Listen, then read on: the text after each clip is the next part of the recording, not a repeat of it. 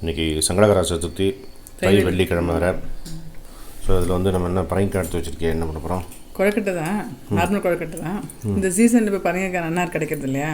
அதனால் பரங்கிக்காயில் ஒரு ஸ்வீட்டு காரம் போட்டு தேங்காய் போடுறதுக்கு பதிலாக இந்த பரங்கிக்காயை வச்சு கொழக்கட்டை. ஓ, பரங்கிக்காய் கொழக்கட்டை. ஆமாம், ஒன்றும் இல்லை, பரங்கிக்காய் கொஞ்சம் தான் எடுத்துட்டுருக்கேன்.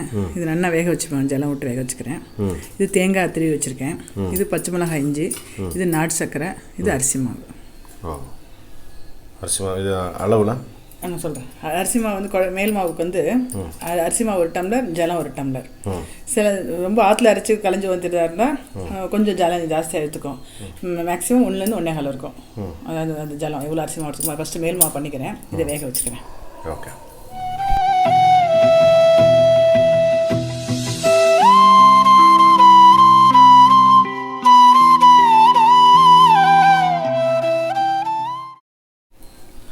ரொம்ப ஜலம் விட வேண்டாம், ஒரு 1/4 டம்ளர் ஜலம் விட்டுருக்கேன். நல்லா உடனே வெந்துடும், குழஞ்சிடும். நல்லா குழைய வச்சுக்கணும். வைக்கிறேன். இது வந்து ஜலம் வச்சுருக்கேன் இந்த மாவு மேல் மாவு கட்டுறதுக்கு. இந்த டம்ளிங்ஸ் அப்படின்னு சொல்கிறல்ல, ஆமாம், கொழுக்கட்டை. அதில் வந்து நிறைய இந்த பரங்கிக்காய் வச்சு பண்ணுவேன். அவ்வளோ இது வந்து பரங்கி நேற்றுக்கே சொன்னீங்க இல்லையா, சீட்ஸில் வந்து எவ்வளோ இந்த மெக்னீஷியம் இருக்குன்ற மாதிரி இந்த பம்கின், ரெட் பம்கின்லேருந்து அவ்வளோ ஒரு இது இருக்குது, ஹெல்த் பெனிஃபிட்ஸு. ஸோ அதனால் அது உள்ளே வச்சு இன்றைக்கி பண்ணலாம், பிள்ளையாருக்கு உடம்புக்கு நல்லது. துளியோண்டு உப்பு இந்த மேல் மாவுக்கு. அதேமாதிரி 1 ஸ்பூன் நெய்யில் நல்லெண்ணெய் விட்டுக்கலாம். உடனும் அவசியம் இல்லை, அது விட்டா அது ஒரு நல்லாயிருக்கும் அப்படின்னு. சாஃப்டாக வரும்ல. ஆமாம், இன்றைக்கி பிள்ளையாருக்கு வந்து பிள்ளையார் சதுர்த்தி வேறு, தைவெள்ளிக்கிழமை வேறு. ஸோ இந்த பிள்ளையாரை பற்றி கேட்டால் கொஞ்சம் விசேஷம். கொஞ்சம் சொல்லுங்க பிள்ளையாரை பற்றி. ஆமாம், இந்த சங்கடகர சதுர்த்தி அப்படிங்கிறது வந்து நம்ம நிறைய வீடியோவில் சொல்லியிருக்கேன் ஏற்கனவே. அதாவது பௌர்ணமிக்கு அடுத்த நாள்லேருந்து 4வது நாள் வர்றது தான் வந்து தேய்பிறை சதுர்த்தி அப்படின்னு சொல்லுவோம். இந்த தேய்பிறை சதுர்த்தி வந்து 11 சதுர்த்தி விரதம் இருக்கணும். அதுதான் வந்து சங்கடகர சதுர்த்தின்னு சொல்லுவோம். சங்கடம் அப்படின்னா பிரச்சனைகள், துன்பம், இதெல்லாம் வந்து ஹர அப்படின்னா அழிகிறது. அதுதான் வந்து சங்கடகர சதுர்த்தி அப்படின்னு சொல்லுவோம். இந்த சங்கடகர சதுர்த்தி அன்னைக்கு பிள்ளையார் சரித்திரம், அந்த விரத முறை, பலன், இதெல்லாம் கேட்குறது விசேஷம். ஆமாம், ஒரு 5 நிமிஷம் மூடி வச்சிடறேன், ஒரே நிமிஷம் மூடி வச்சிடறேன். ஒரு நாள் கைலாயத்தில் என்னாச்சு, எல்லாரும் கூடியிருக்கா. பிரம்மா, விஷ்ணு, சிவன், முருகன், விநாயகர் எல்லாரும். அப்போ சந்திரனும் அங்கே வரான். அப்போ வந்து பிரம்மதேவனை பார்த்துட்டு கேலி பண்ணுறான். சந்திரன் பிரம்மதேவனுடைய உருவத்தையும் பிரம்மதேவனுடைய தலையெல்லாம் பார்த்து கேலி பண்ணுறான். அப்போது பிள்ளையார் வந்து இவனுக்கு பாடம் போட்டணும். சந்திரன் வந்து ரொம்ப அழகாக இருப்பான் இல்லையா, இவனுக்கு ஒரு பாடம் போட்டணும் அப்படின்னு சொல்லி என்ன பண்ணுறாருன்னா, உன்னோட ஒளி வந்து மங்கி போகணும் அப்படின்னு சொல்லிடுவார் சந்திரனுக்கு. அன்னையிலேருந்து பார்த்தா சந்திரன் அப்படி ஒளி மங்கி மங்கி மங்கி மங்கி கடைசி அமாவாசை அன்னைக்கு பார்த்தா ஃபுல்லாக சந்திரனே தெரியாது யாருக்குமே. எல்லோரும் ரொம்ப இது பண்ணுவான். சந்திரன் எல்லாருக்கிட்டையும் போவான். எல்லோரும் வந்து பிள்ளையார்கிட்டையே போய் கேளு அப்படின்னு சொல்லிடுவான். பிள்ளையார்கிட்டையே வந்து வேண்டிப்பான், தவற உணர்ந்து மன்னிப்பு கேட்பான். அப்போ இதை வந்து 15 நாளைக்கு ஒரு தடவை இருக்கும் அப்படின்னு சொல்லிடுவார். ஸோ அதுதான் வந்து தேய்பிறை. அமாவாசையிலேருந்து சந்திரன் வளர்றது வளர்ப்பிறை. அந்த மாதிரி சாப விமோசனம் கொடுப்பார் பிள்ளையார் சந்திரனுக்கு. இந்த தேய்பிறை சதுர்த்தியை தான் நம்ம வந்து சங்கடகர சதுர்த்தி அப்படின்னு சொல்லுவோம். வளர்பிறை சதுர்த்தி வந்து விநாயகர் சதுர்த்தி.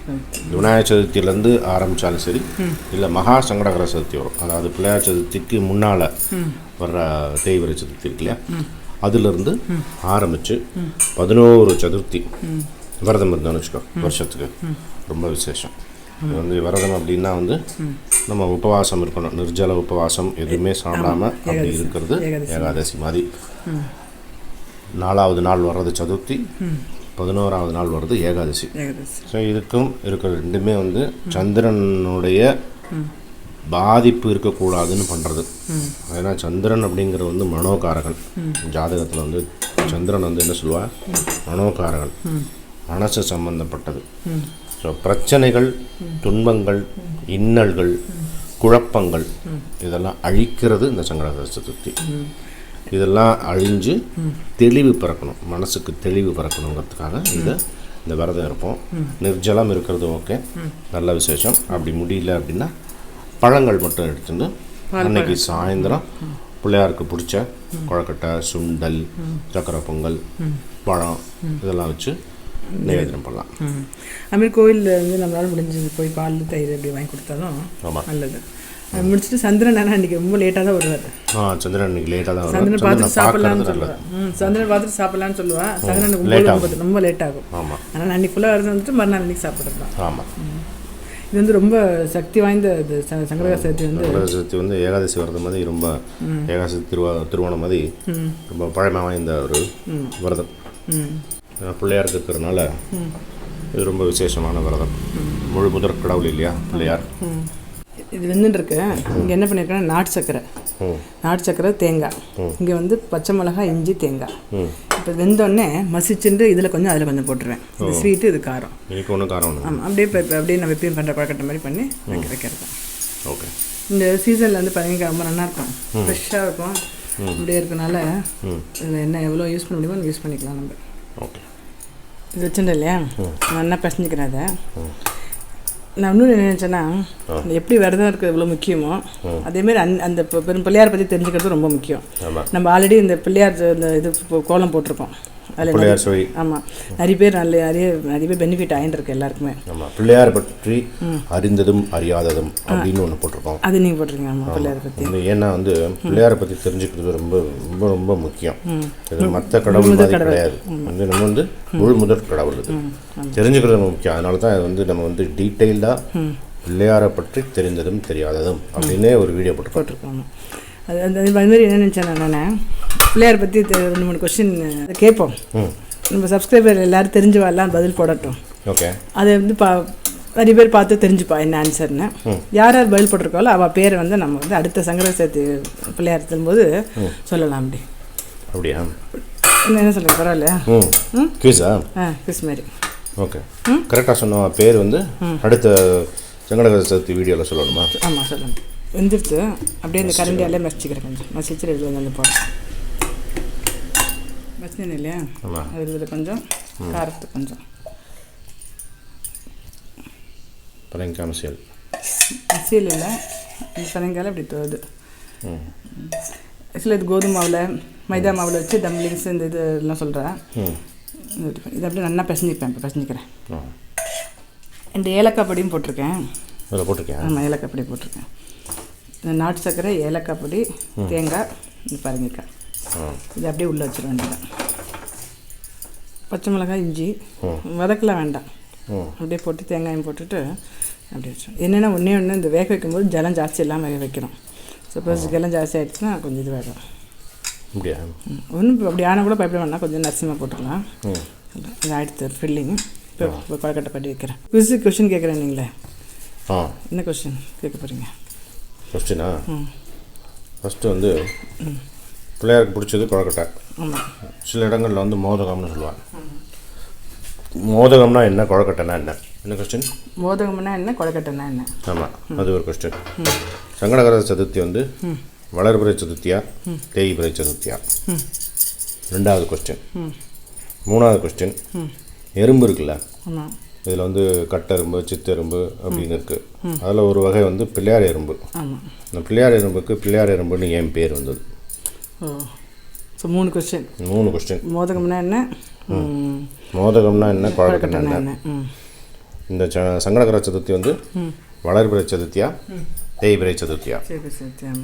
3வது கொஸ்டின், பிள்ளையார் எறும்பு அதுக்கு பேர் ஏன் அப்படி வந்தது? இந்த 3 கொஸ்டினும் கமெண்ட்ஸில் போடலாம். தெரியாதவன்னு தெரிஞ்சுக்கலாம், தெரிஞ்சவா பதிலை போடலாம். கரெக்டான பதிலில் வந்து யார் சொல்கிறாலோ அவள் பேரெலாம் வந்து அடுத்த சங்கடஹர சதுர்த்தி வீடியோவில் அறிவிக்கப்படும். ஓகே, எப்படி? கரெக்ட். இது எல்லாருக்கும் தெரியும் இல்லையா? நம்ம நினச்சிட்டு போய் தான் ஆன்சர்னு. இப்போ வேறு ஏதாவது தெரிஞ்சால் கூட நம்மளுக்கு தெரிஞ்சுக்கலாம் இல்லையா? ஆமாம், நம்ம தெரிஞ்சுக்கலாம். ஆமாம், பிள்ளையாரை பற்றி இன்றைக்கி நினைப்பா எல்லோரும். ஆமாம், அது ஒரு அது நம்மளுக்கு நல்ல விஷயம் அது. ஆமாம். பெருசு சின்னது நம்ம இஷ்டப்படி பண்ணிடலாம். மேலே ஸ்வீட் வச்சிடுறேன், அடியில் காரம் வச்சிடுறேன். ஓகே. ஸோ அப்படி வச்சுட்டு வேக வைக்க வேண்டியதான். சாயந்தரத்துக்கு சுண்டல் ஊற வச்சுருக்கேன். இப்போ காத்தால நைவேத்தியத்துக்கு இந்த பிள்ளையாருக்கு அதை காமிச்சிடுறேன். வெளிமாவு ரெண்டுமே ஒன்று தான்? ஆமாம், ரெண்டுமே ஒரே மாவு தான். பூரணம் மட்டும் ஒன்று காரம் ஒன்று இனிப்பு. இனிப்பு. அது ஸ்வீட்லாம் பண்ணிட்டேன். இப்போ இந்த காரத்தை வச்சு பண்ணிடுறேன். இது வந்து காரம். ஆமாம்.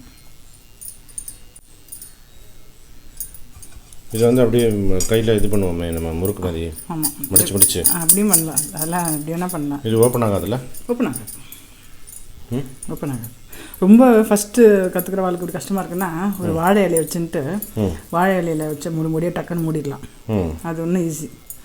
இது மாதிரி கட்டின்ட்டுக்கே வேணாம்.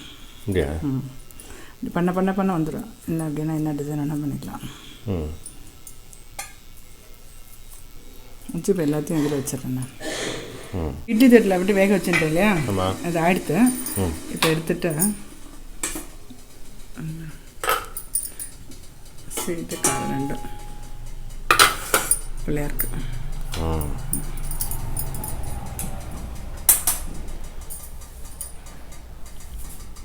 ஆயிடுத்து பிரசாதம். அவ்வளோதான். ஸ்வீட்டு காரம் கொழுக்கட்டை. ஆமாம், சாயந்தரம் வந்து இந்த கொண்டக்கடையில் சுண்டல் பண்ணுவேன். சங்கடகர சதுர்த்தி பிரசாதம் ready. Okay, thanks sister. Okay.